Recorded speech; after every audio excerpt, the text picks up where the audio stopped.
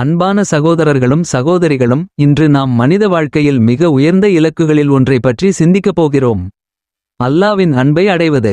இந்த உலகில் நாம் பல விஷயங்களை விரும்புகிறோம்: செல்வம், புகழ், உறவுகள், அமைதி.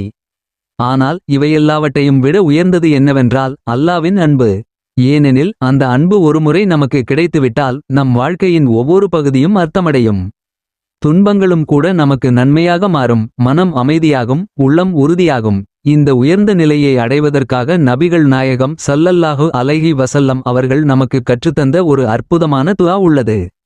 அந்த துஆவை அபூதர்தா ரலி அவர்கள் நமக்கு அறிவிக்கிறார்கள்.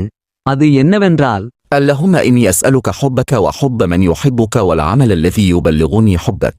اللهم إني أسألك حبك وحب من يحبك والعمل الذي يبلغني حبك. இந்த சிறிய துஆவின் உள்ளே மிகப்பெரிய அர்த்தம் அடங்கியுள்ளது.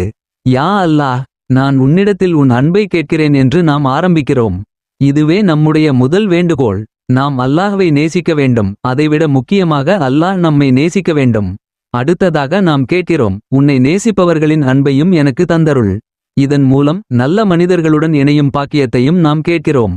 நல்ல நண்பர்கள், நல்ல சூழல், இவை அனைத்தும் நம்மை அல்லாஹ்விற்கு நெருக்கமாக்கும். பின்னர் இந்த துஆவின் மிக முக்கியமான பகுதி வருகிறது: உன் அன்பை என்னை அடையச் செய்யும் செயல்களையும் எனக்கு தந்தருள். இது ஒரு ஆழமான வேண்டுகோள். வெறும் ஆசை மட்டும் போதாது, அந்த அன்பை அடைய வழிவகுக்கும் செயல்களை செய்யும் சக்தியும் வேண்டும்.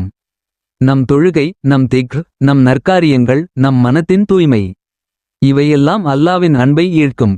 இந்த துஆவை நாம் உணர்வுடன் ஓதும்போது அது வெறும் வார்த்தைகள் அல்ல, அது நம் இதயத்தின் ஆழத்திலிருந்து எழும் ஒரு அழைப்பு.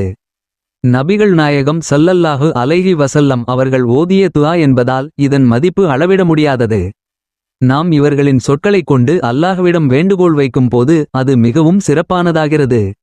அல்லாஹ் நம்மை பார்த்து, என் நேசித்த தூதரின் வார்த்தைகளைக் கொண்டு என்னை அழைக்கிறான் என்று கருணை பார்வையுடன் நம்மை அணுகுவான்.